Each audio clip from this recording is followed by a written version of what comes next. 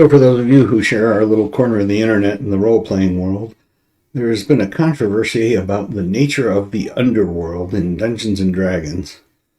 A dispute of ideas between the RPG pundit and the basic expert. As I understand it, the basic expert says the underworld is mythic, mysterious. It can be anything, and dungeons therefore do not need to be rational in their design or even make sense as we understand it because they're part of a mysterious, mythic, epic underworld. And RPG pundit seems to be saying that they should make sense and that dungeon design has evolved from this original idea where you would have 10 kobolds in a room and right next door 2 ogres, and down the hall there might be a bunch of elves. And he said it has evolved from that to things that kind of make sense. For instance, the goblin lair, where you have an area where the goblins have a common room, you have an area where they might cook, you might have another area where they have sanitary facilities, shall we say, such as goblin sanitary facilities might be, another spot for storing their treasure that's hidden away. So, for some reason, people seem to have taken it into their head that the two of these things are incompatible. That one of these is maybe the wrong way to play, or I don't know. Anyway, it's a dispute, and I thought it would be fun to do something different tonight to kind of answer that. And as another YouTuber who I like to watch, Shauner, says, don't tell people, show people. So I was going to take this opportunity to get out an oldie but goodie, Raiders of the Lost Artifacts, a great OSR Indiana Jones type game, and have an adventure in an underworld that is both rational and mythical. So that's the plan for tonight. I have not played Raiders of the Lost Artifact yet. I've only read the rules cursorily, so there's probably going to be a lot of starting and stopping, and a lot of hemming and hawing, and I'll probably pause the video while I look stuff up. I am not an expert YouTuber. As you can tell, my lighting is crappy. My studio setup is crappy. I just kind of just putting it out there and hoping for the best. So hope you enjoyed the play tonight. And without further ado, I'm going to play Raiders of the Lost Artifact. And we're going to pick up right in the middle of a scenario. I have 2 characters rolled up, if I can dig them out and find them. And my luck on the die roll was not great for these characters. So they're not long for this or the Mythical Underground is kind of my feeling. This is an old school game and it's pretty brutal. So we have 2 adventurers. Clarissa Butterworth, I know it's out of focus. Clarissa has a strength of 8. She has a good dexterity of 16, but everything else is average. Her brother, Clarence and Clarissa. Clarence is got a dexterity of 6 and an intelligence of 14 and a wisdom of 9. He is a paleontologist. I have a third character who I think is going to be their guide that I haven't fleshed out the character sheet for yet, but we'll do that as we go along. Like I said, it's going to be very casual and very different from me because I haven't played the game before. So, are in Iraq in the 1920s, and they are looking for a famous, well, not famous, but a incredibly valuable relic, and it is called the Bell of Naram-Sin. Now, the Bell of Naram-Sin is believed to be a copper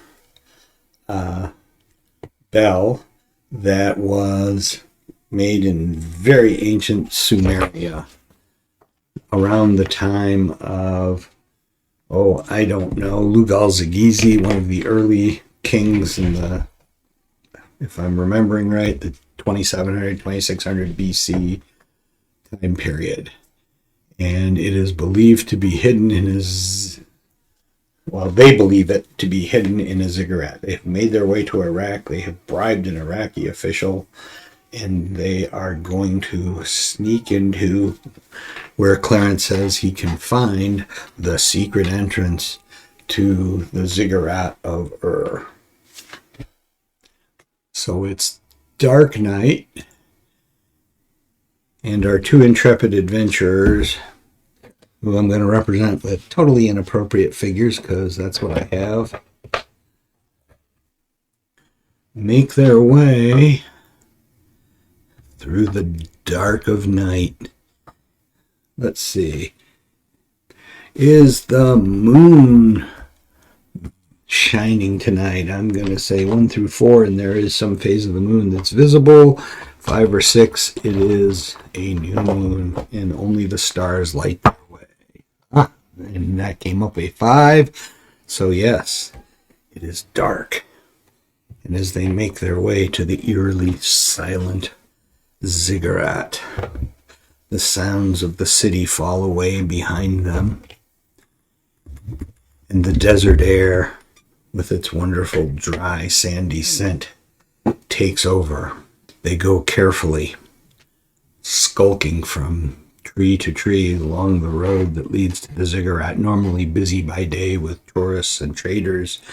At night it is completely deserted for fear of what might lurk in the Ziggaurat. So they make their way cautious, trying to make sure that they are not seen. And as they go, let's see what they might encounter, if anything. On a 1 or a 2, we'll say that they encounter something randomly. Oh, and they do. So they make out in the darkness ahead of them. Since I didn't do any preparation for this, and I just decided today to go ahead and pick up a play this, like I said, partially inspired by the Tempest in a Teapot going on in our little corner of the internet. So I'm going to use the mythic chart, the mythic inspiration chart, or a version of it that I made up actually for myself, to see if I can figure out what kind of a monster that they're going to encounter. So we're going to do the usual percentile die roll and see what we come up with. So here we go. That is a 42. Lower. And a 76. Ooh, lower horde. So, going to my book, I'm leafing through the monster section. What suggests itself to be a lower horde? I want something weird. I think I'm going to go, since we're doing OSR, we're going to go with a classic. It is a lower horde. It is skeletons come boiling out of the bottom of the Ziggaurat. Somehow, the ancient powers have determined that these people are here to violate the Ziggaurat, and whatever it is that dwells beneath it has sent forth a horde of skeletons. So let's see. Did we get a number appearing? Hit dice 1, armor class 8. 12 with a shield. Ooh. Do a d6, luck 14, move. Special 1. Okay, we're going to say, since our characters would not last well, probably, 6. This is probably going to be a very short scenario. I suspect their bodies are going to be discovered on the road in the morning, because Clarissa and Clarence are not the most robust of Indiana Jones type explorers. So we're going to say 6 skeletons. They're 1 hit dice. Roll me up some skeletons here. Grab 3 dice and roll them twice. So we've got 5, 6, 2, and 2, 3, 5. They do a d6 of damage. And like I said, these are all armor class 11 they are armor class 8 or 7 with a shield on descending, armor class 11 on ascending. And some of them are carrying rusty, ugly looking weapons, and some of them just have their claws, and they come running toward our adventurers. Apparently, they can see them perfectly in the dark. Clarence and Clarissa see these shapes boil out of the ziggurat, and obviously the skeletons are not surprised, but are they? No, they're not. They actually see them coming far enough away to react.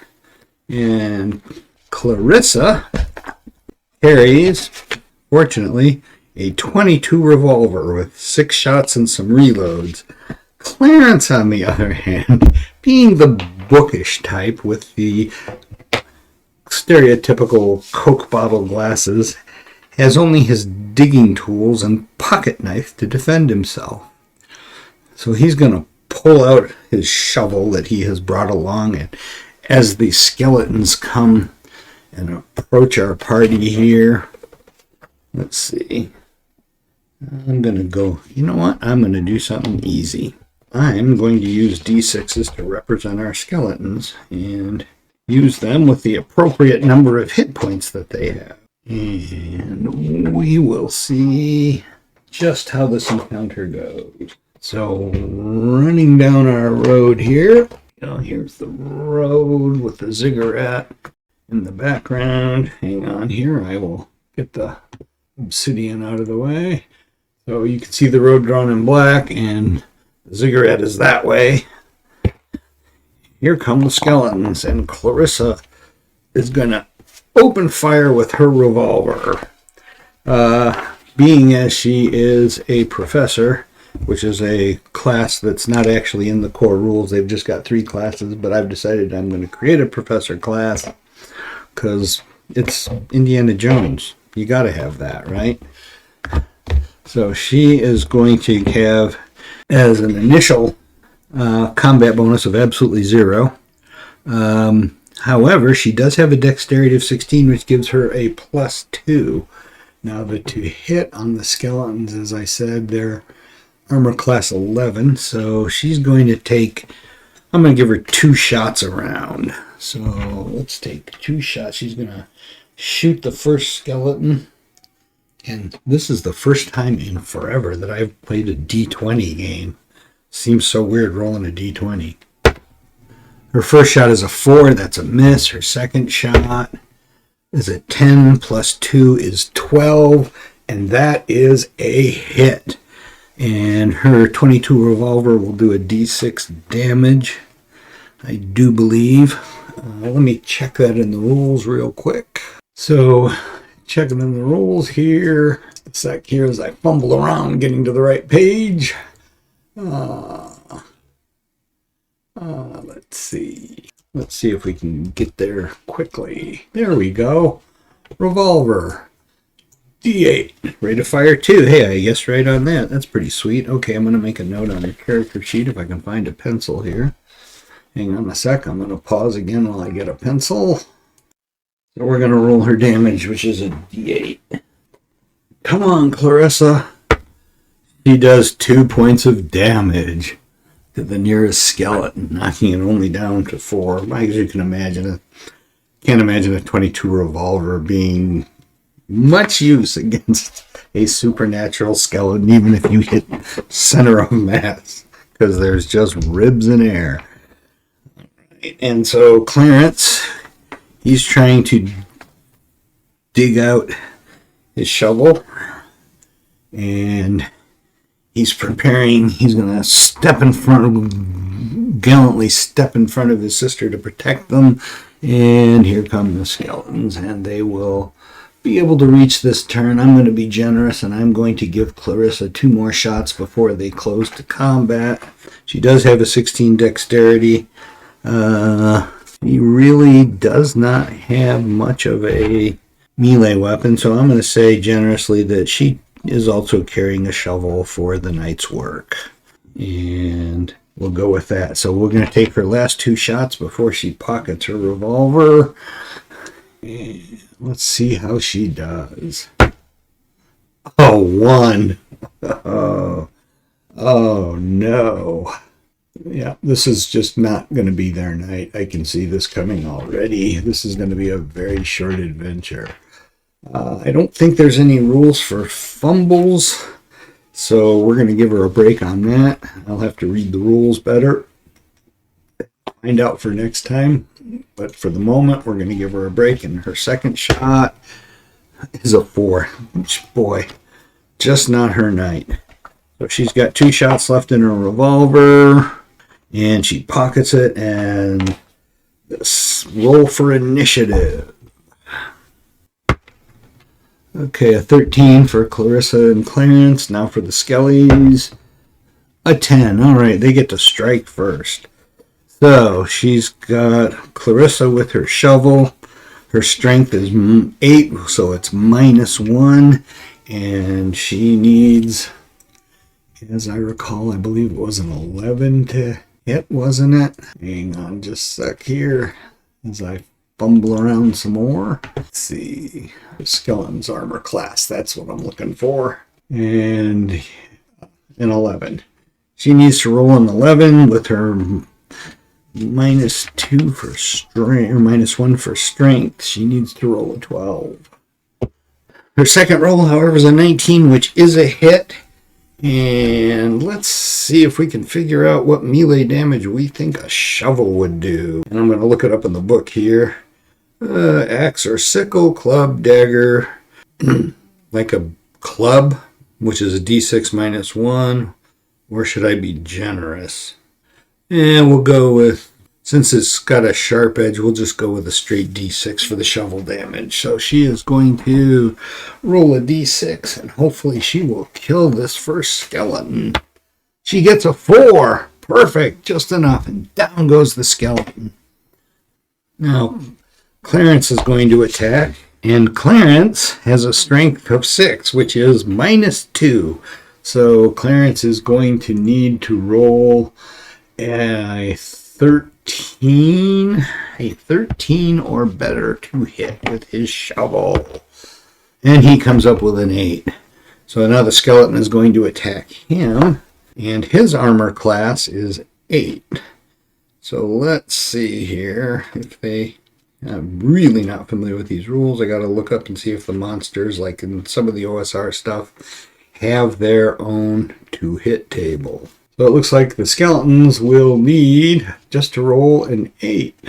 And we will go with that. I don't see anything that actually modifies the skeletons to hit roll. It's going to do a d6 damage, which will probably kill these people fairly quickly. And here we go. Let's hope the skeletons have bad luck. Okay, the first skeleton that is attacking Clarence with his armor class of 8.